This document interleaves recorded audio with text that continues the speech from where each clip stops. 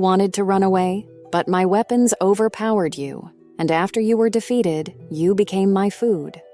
Where is your father? He became my meal. Where is your brother? He was eaten. And where is your wife?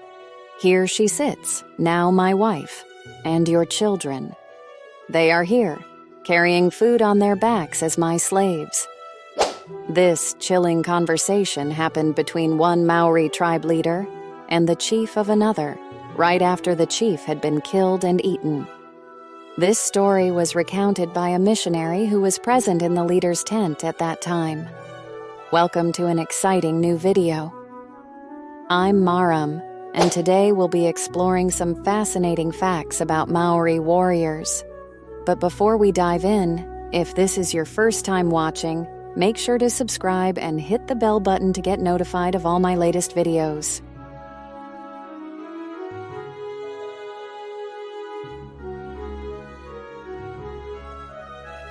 The Maori folks first showed up in New Zealand between 1250 and 1300 AD, coming from a bunch of islands spread across the Central and South Pacific. Over hundreds of years, they built a pretty detailed social life, packed with intricate laws and customs that revolved around their warrior culture. Tattoos held a special place among the Maori tribes for both men and women. Youngsters would get inked as soon as they hit adolescence, usually during some ceremony or ritual. At first glance, these tattoos might look kinda similar, lots of circular and spiral patterns, but each one tells its own story about the wearer's rank, bravery, family ties, or clan connections. Men typically got their faces tattooed while women favored their lips and necks. Here's the cool part. The Maori didn't use regular needles to complete all this. Instead, they used tools like hammers and chisels made out of bones to etch designs into skin, as if carving into rock. The ink was made from ash mixed with fat, giving those tats an appearance like carved stone faces. The most common weapon among Maori warriors was the club. It looked more like a paddle or a baseball bat, but it was flattened and made from bones or stones. Maori warriors used to decorate it in different ways and pass it down as an heirloom from one warrior to another within the same family. During battles, Maori warriors would target their enemies' skulls. First, they would hit the shoulders to break or dislocate them, then they would strike the head with the club. A single blow to the head was enough to kill the enemy. Interestingly, they didn't like to mutilate the skulls of their enemies because, for them, it was the greatest prize and the most precious souvenir from the battlefield. After the battle, Maori warriors would move around the battlefield, cutting off the heads of their enemies as part of the spoils. They would then begin the process of preserving the head in the best possible condition. First, they would extract the brain, gouge out the eyes, and close all the holes in the head using glue and flax fibers. Next, they would boil the head in hot water, dry it in the sun for several days, and then rub it with shark oil. This process was somewhat similar to mummification. So they kept the heads with them and called these preserved noggins mokomokai. Now, you might be wondering, why on earth would they do that even after winning the fight? Well, it turns out that for the Maori tribes, hating their enemies didn't just die off when those enemies did. Leaders liked to hang on to these heads and have little chats with them from time to time, just like I mentioned earlier in the video. Plus, they definitely showed them off. Check out this head of the guy who tried to mess with me. But there's more to it than just showing off. These heads also played a big role in negotiations between warring Maori tribes. They could swap or display them as a way to make peace.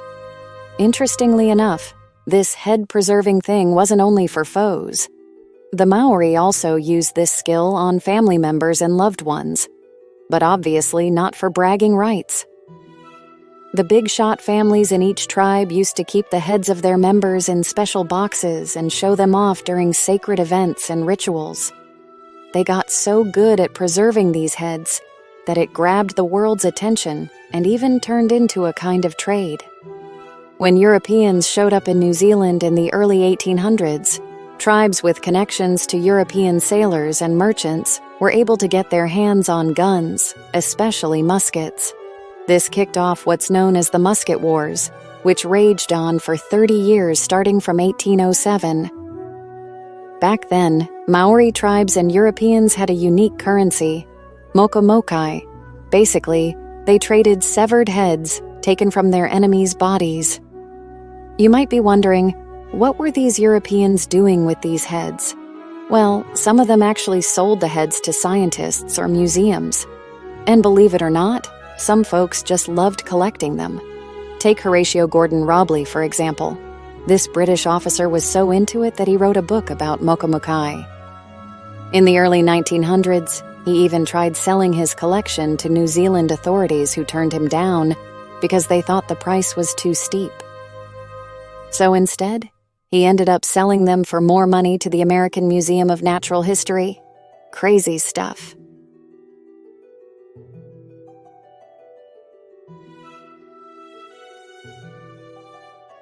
One of the fascinating things about the Maori people is their unique way of burying their loved ones. Instead of just once, they actually do it twice. The first burial happens after a week or two for mourning, where they wrap the body in something like mats and lay it to rest. But then, a whole year later, they return to dig up the body again. This time around, they carefully remove any remaining flesh from the bones, dye them, and rebury them at another spot, because they believe this second burial helps guide the soul into the afterlife. When it comes to war bands, size doesn't matter much for the Maori. Most had fewer than 100 warriors. And it's not just men. Women could be found among these fighters too. Usually, each band would head out solo unless there was a bigger battle on hand or an attack on a strong tribe, in which case they'd team up with other divisions. However, more isn't always better, as having more groups often messed up organization rather than helping with efficiency during battle. So, check this out. Maori warriors were super intense. They literally ate their enemies. And get this, it wasn't because they were starving or anything. Historians think they did it to absorb the enemy's spiritual power. Wild, right? Also, big shout out to New Zealand for its stance on Palestine and the Gaza conflict. Totally respectable. Anyway, I just wanted to share these jaw-dropping facts about Maori warriors with you. Thanks a ton for all your support. Catch you in the next video.